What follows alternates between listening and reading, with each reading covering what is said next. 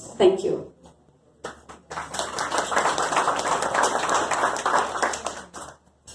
I am in Asha. This is my wife, Walsa. So I'm the survivor. Most of the time, like half the time I was seriously ill. I was kind of dead. So they lived the story. So she will tell you. So hi, we are originally from Kerala, India. And Cincinnati has been a home for the past 25 years. So we have 5 minutes here to continue to scare the hell out of you. We were just thinking what to say, and it was like, right now he's 54, I'm 51, and we were thinking what would we have paid attention to in our 30s and 40s. So just a few things on that.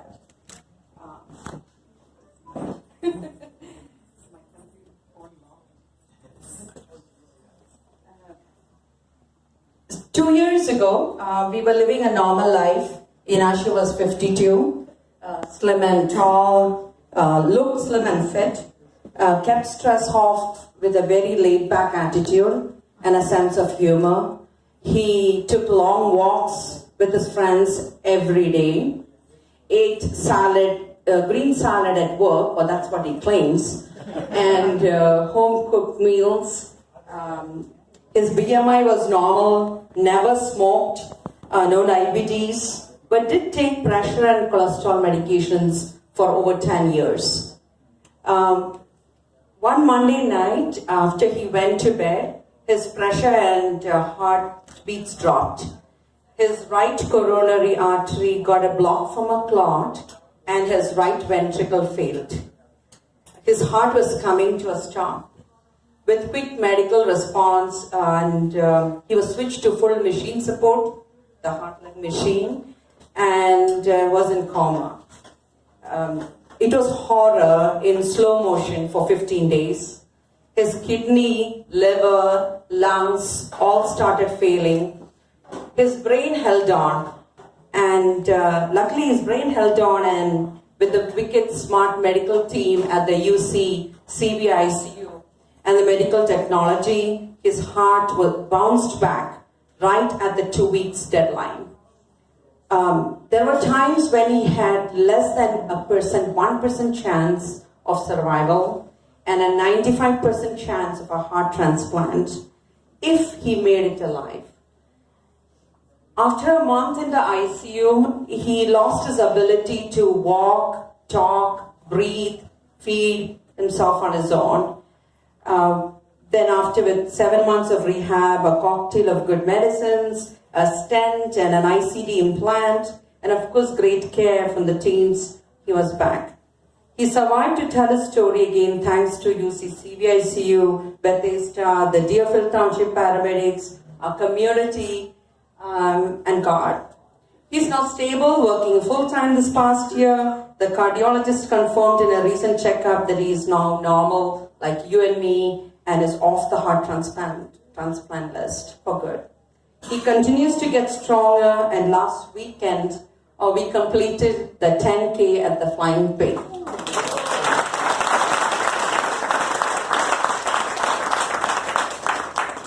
So where did we go wrong? Could we have done anything to prevent this deadly experience? What could we have known in our 30s and 40s to stop us from slipping over this cliff?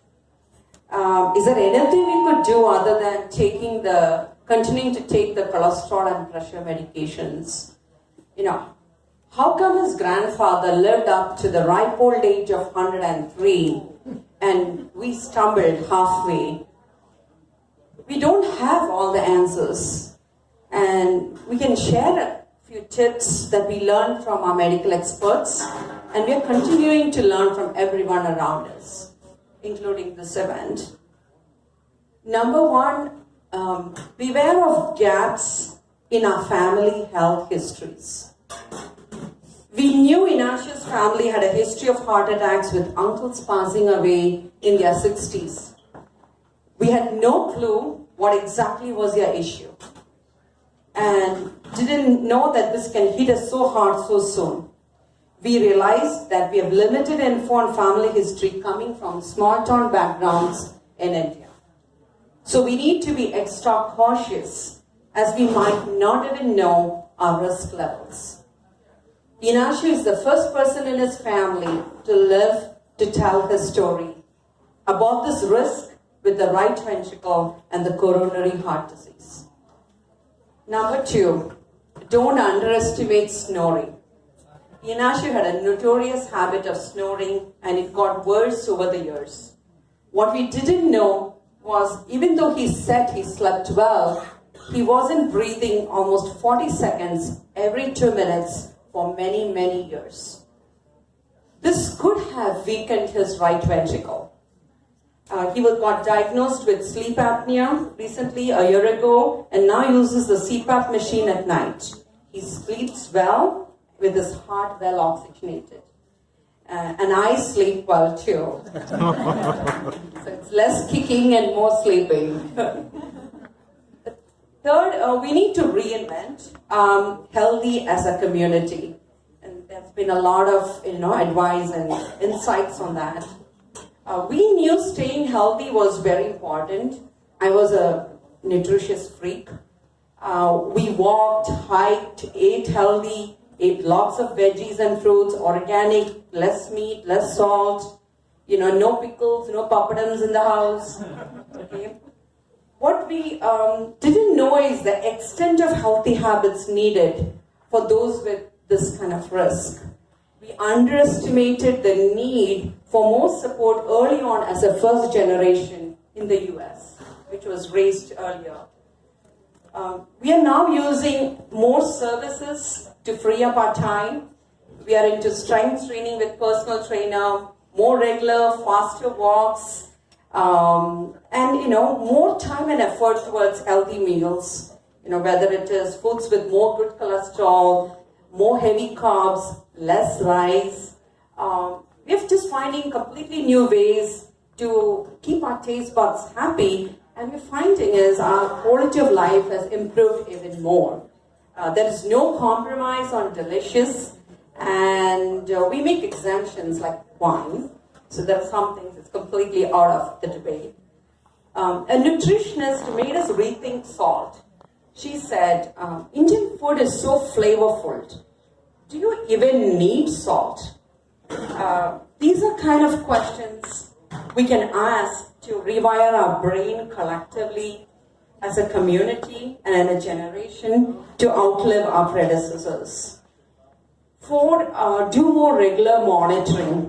Inashu did regular doctor checkups twice a year. What we didn't know is the benefit of monitoring pressure, resting heart rates more regularly at home. It is good to check these daily, not panicking about the absolute numbers, but just looking at the overall trend over time, looking at the difference between the highs and lows, and is it narrowing between, less than 30s. When the paramedics came home, his pressure was 80/60, and the heartbeats were 40. Was that something quick, or did it happen over a time? We don't know, Finally, most important of all, promptly call for help. When the incident happened, Inashu said it was a heartburn. He said he needed a better pillow and told me not to call 911. And I had a habit of we don't listen to each other. And for once it worked well. He had a heartburn, a cold sweat on his body. He stumbled coming back from the restroom. He had no discomfort in his chest. Even though later on the doctors told us when he reached Bethesda, he was 2 beats away from death. So talk to your doctors, look out for symptoms. This can differ by person. If you see any distress, don't hesitate to call 911 within seconds. Our faith in humans and God has gone stronger, and quality of life has actually gotten better now, even before. We still follow the advice from our ICU days. Our health journey is 2 steps forward, 1 step backward. as long as we keep moving in the right direction, little by little, it is all good.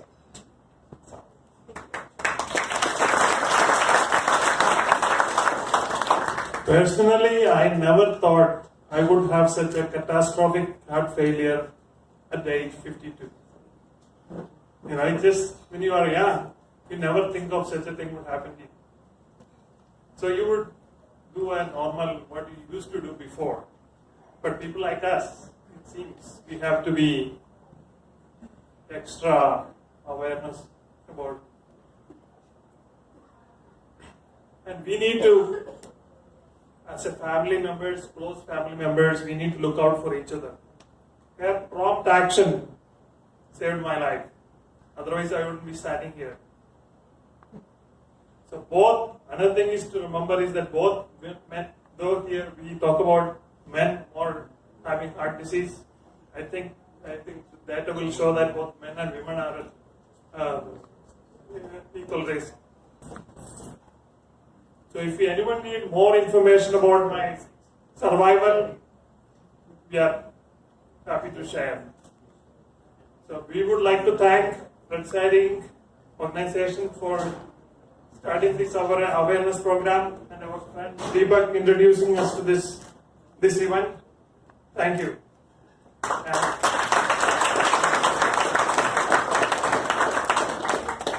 Stay calm and check your pressure.